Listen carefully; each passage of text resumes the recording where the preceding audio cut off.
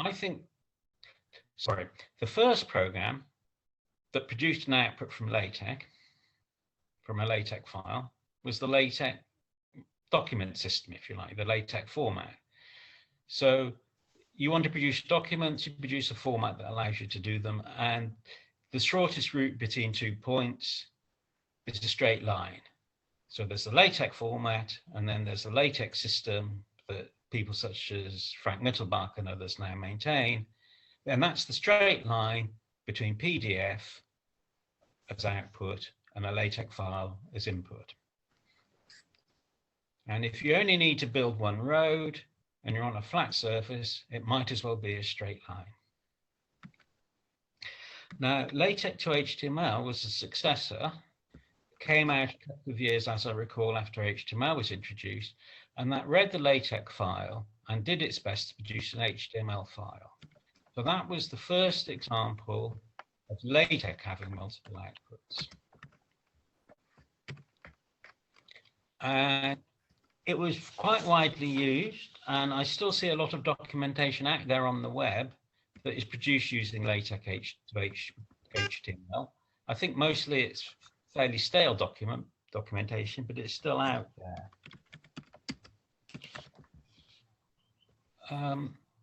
There's an interesting corollary to LaTeX to HTML that is very important to me because I'm a Python programmer, and the Python documentation was originally written in LaTeX.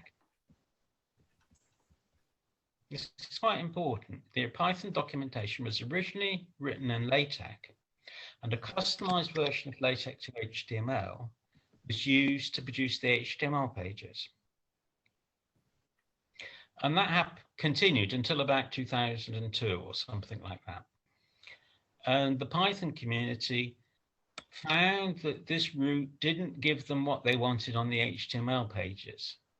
So you had a LaTeX source going to PDF, the same LaTeX source going to HTML, and the HTML was unsatisfactory. So previously we had 3 nodes. We had LaTeX,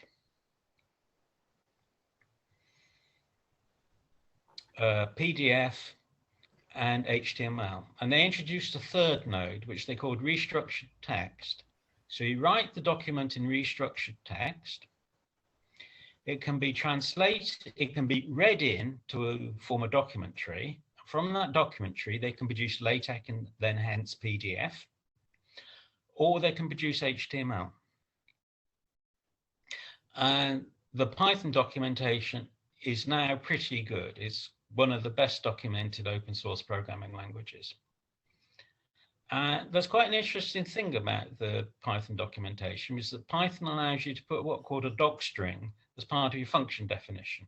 So you can put a little bit of text or even a long piece of text as part of your definition of a function. This is perhaps a little bit like Knuth's literate programming. And the Python documentation system can read those systems and put them into an RST, a restructured text file, because you write them in restructured text, and they can form documentation both in HTML and, if you wish, in PDF. So the use of restructured text allowed people, gave Python programmers a small language they could use inside their docstrings. And that language gave them the capabilities they needed for producing that docstring in either PDF or HTML. So the importance of that for the general discussion, I think, is that if you have if you only have 2 points, input and output, then you go for the straight line between them. But if you've got 1 input and 2 outputs, it's sometimes convenient to have a 3rd point, an intermediate point. So you go from your authoring language to an intermediate language, from which point you go to PDF or HTML or whatever it is you want. So I'm going to pause now, so there's an opportunity for questions or comments.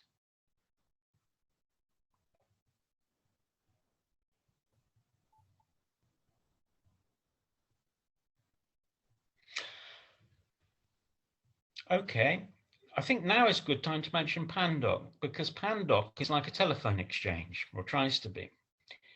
There's a central format, which is the telephone exchange. And for every type of every document format, you hope to have a reader and a writer. It's like a telephone where you have an earpiece and a mouthpiece.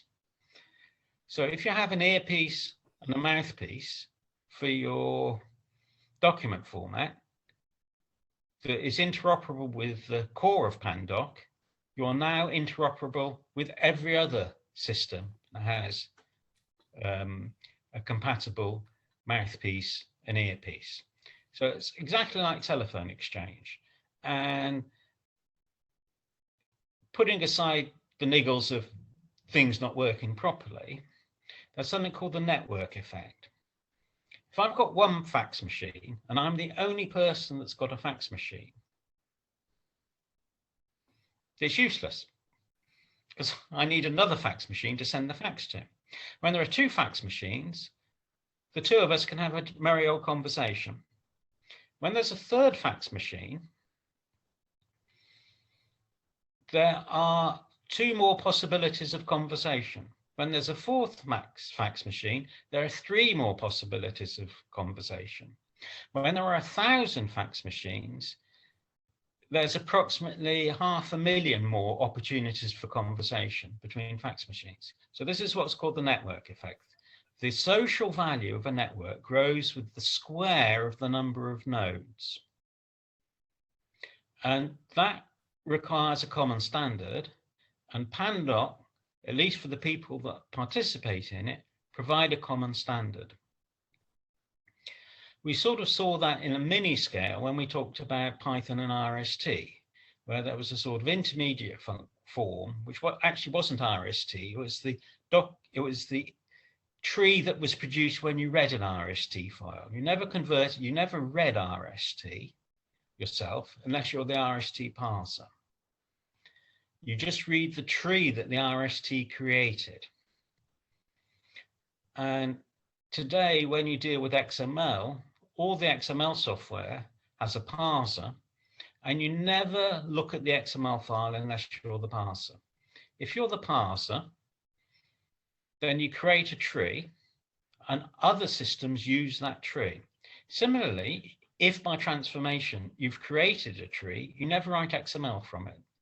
You say to the writer, the XML writer, create an XML file out of this tree I've just given you.